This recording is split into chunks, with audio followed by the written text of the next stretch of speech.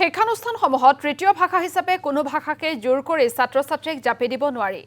সেয়া কেন্দ্ৰীয় অথবা ৰাজ্য চৰকাৰে হওক, কোনো চৰকাৰে ছাত্ৰ-ছাত্ৰীক তৃতীয় ভাষা অধ্যয়ন কৰাৰ বাবে হেঁচা প্ৰয়োগ কৰিব নোৱাৰে। এই মন্তব্য শিক্ষামন্ত্ৰী ডাঃ ৰণোজ পেগুৰ।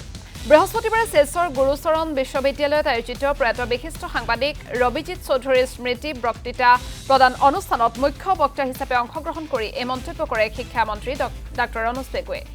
Three language policy of NEP, is it the way to forward? শীৰ্ষক বক্তৃতানুষ্ঠানত অংশ লৈ শিক্ষামন্ত্ৰীগৰাকীয়ে কয় যে বৰ্তমান সমগ্ৰ দেশতে প্ৰাথমিক স্তৰত মাতৃভাষা আৰু ইংৰাজী দুটা ভাষাত ছাত্ৰ-ছাত্ৰীক শিক্ষাদান কৰি থকা হৈছে। তৃতীয় ভাষাত শিক্ষাদান কৰাৰ ক্ষেত্ৰত চৰকাৰে এতিয়ালৈকে কোনো ছাত্ৰ-ছাত্ৰীকে বাধ্য কৰোৱা হোৱা নাই।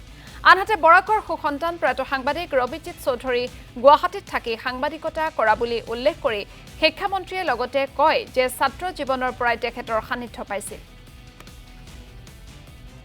মই যেতিয়া ছাত্ৰ আছিলোঁ, সেই ছাত্ৰ থাকোঁতে যিসকল ব্যক্তি মোৰ মাৰ্গদৰ্শক আছিল, যিসকলে মোক বিভিন্ন মানে তথ্য বা পৰামৰ্শৰে মোক সমৃদ্ধ কৰিছিল, তাৰ ভিতৰত ৰবিজিৎ চৌধুৰীও আন এগৰাকী আছিল।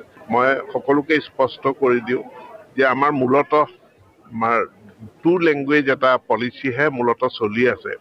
অৰ্থাৎ আমাৰ ছাত্ৰ ছাত্ৰীয়ে MIL পঢ়ে আৰু ইংৰাজী ভাষাটো পঢ়ে। আপাৰ প্ৰাইমেৰী তেওঁলোকৰ বাবে অপশ্যন থাকে যে এটা তৃতীয় ভাষা বিষয় পঢ়াৰ কাৰণে। আৰু ছেকেণ্ডেৰীত মাধ্যমিকত 9, 10, 11, 12ত ইলেক্টিভ ছাবজেক্ট থাকে, তাত তেওঁলোকে কোনো ভাষা অধ্যয়ন কৰিবও পাৰে বা নকৰি তেওঁলোকে বেলেগ ভাষাও গ্ৰহণ কৰিব পাৰে। গতিকে কোনো ধৰণৰ আজিৰ তাৰিখত কোনো ভাষাক কোনো অঞ্চলত ইম্প'জ কৰা, জাপি দিয়াৰ পলিচি ভাৰত চৰকাৰৰো নাই, অসম চৰকাৰৰো নাই। সকলোৰে স্বাধীনতা আছে নিজৰ ইচ্ছা অনুযায়ী, নিজৰ বাছনি অনুযায়ী ভাষা এটা বাছি লৈ পেলাই তাক শিকা।